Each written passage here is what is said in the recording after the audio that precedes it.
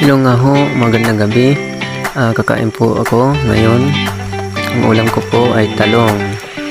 Ayan, masarap po yan na ulam. Kuha nga po ako ng kanin.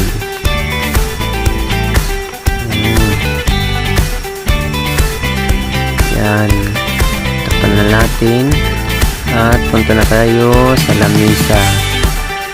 Okay guys, kain na tayo. Ang ulam ko ay talong na pranito. Ayan, sarap-sarap niyan guys. Yan yung ulam ko guys.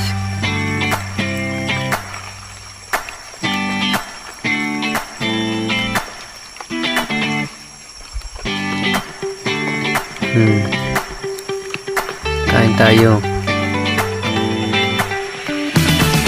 At pagkatapos ko nga kumain ay magtimpla ko ng kape. Kape na steak. Ayan na. Oh.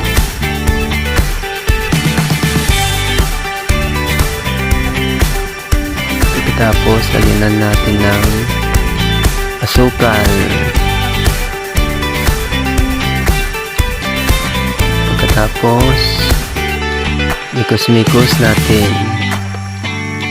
Ayan.